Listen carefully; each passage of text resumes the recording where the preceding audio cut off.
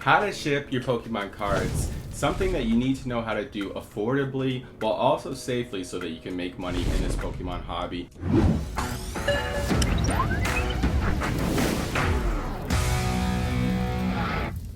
Now it sounds easy, but there's a lot of tips and tricks that I picked up along the years. And most importantly, you kind of want to get good supplies. So we'll put all the supply links in the video description, or you can check out my link tree, and I have a whole Amazon storefront for shipping supplies. But we're going to go over all the shipping techniques that I use, and I kind of broke the cards down into 3 different categories. You have the inexpensive cards that you're probably going to sell on TCG Player for like a quarter, maybe a few bucks, maybe $5. And then you have the nicer cards and slabs. You're going to ship those similarly, and that'll be the second category. And the third category is going to be just a large amount of cards, so Pokemon bulk. So you're going to want to make sure you get all those supplies that are linked in the description. First, you're going to want to put the card in a penny sleeve, or I like these easy pull sleeves. It's just really nice, because the second step, you're going to load it into a top loader. Now, this is going to provide that rigid casing, and the easy pull sleeve is nice because they can just pull it out. Otherwise, they could potentially damage it when they're pulling it out of the top loader. Now you want to put a little bit of extra protection here. This step is not necessary. I just like this product a lot. It's a very thin layer of cardboard, and it's just going to add that extra layer of protection. And this final step is very important because this is going to make your package waterproof. So we're going to be putting these cheap cards in envelopes, and if it rains, the card could get wet, so you definitely want to provide some waterproof protection there. And then you just stuff it in the envelope. And honestly, I mean, people ship cards up to like $20 of value in an envelope, and it just always comes back secure and fine. And also, instead of the top loader, you can use these card savers. And in some ways, those are better because it allows, if it's like being put through a machine, it can bend a little bit without damaging the card. So you can either use that or the top loader, but that's how we do the cheap cards. So for the more expensive cards, this is going to be, you're going to want extra protection, and we definitely put them in the penny sleeves or the easy pull sleeves and a top loader, and then you're going to use that same cellophane bag to offer the waterproof protection.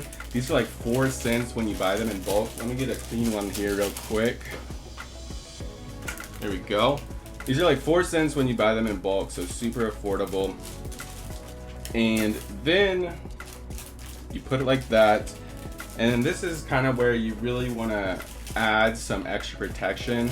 So what I like to do is get these shipping supplies, these flat rate boxes from USPS. They will send it to you for free. I'm just using scissors to cut out a smaller shape. And at that point, I wrap it like a sandwich, and then I put some rubber bands around the package.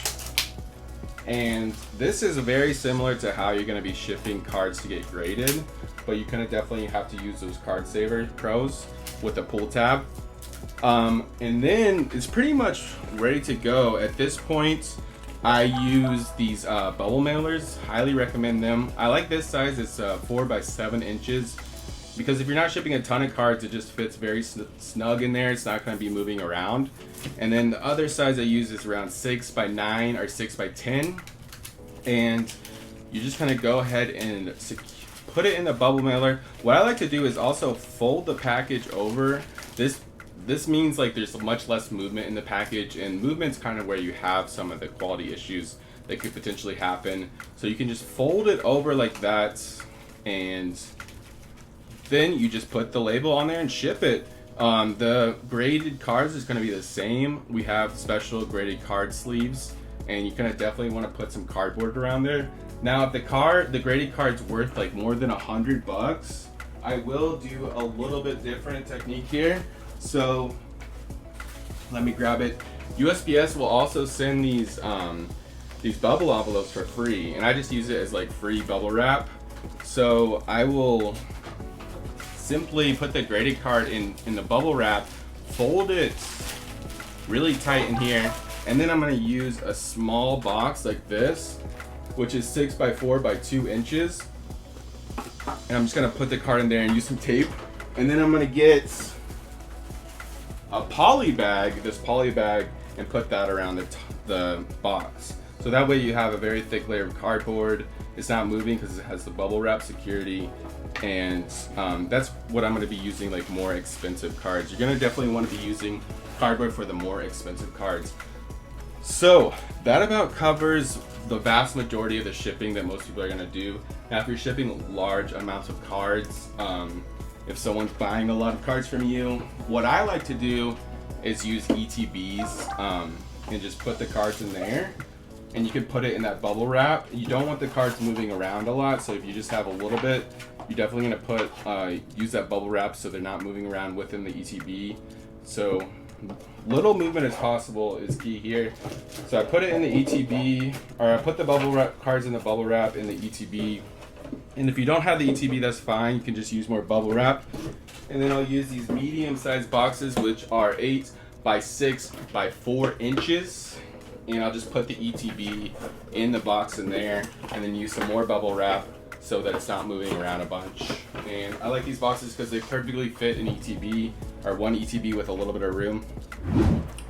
Alright, so we have our different packages. We have the envelope and the medium-sized package with the nicer cards. So now we're going to go over some of the supplies that you need.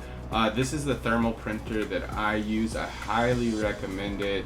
And this is gonna save you guys so much money. So if you plan to ship any volume at all, you quickly realize that ink is expensive and the labels can be expensive, and you can get this. The thermal printer requires no ink at all, and you get the labels very cheaply, and it just prints really fast. So best investment is getting a thermal printer. You're gonna need a postal scale so you can ship anything honestly for accurate. And then here's just a bunch of other supplies I use. There's the cellophane bags and the shipping labels on the thermal printers. And this is the second biggest tip, is this website called pirateship.com. It's completely free to sign in. I don't know exactly how they make money. I think they take like a very small percentage, but it's free and they have discounted rates on postal services. So it's gonna be cheaper than just going to the USPS website. And I ship everything with USPS, unless it's a very big package, and then at that point I'm gonna be using UPS or most likely FedEx.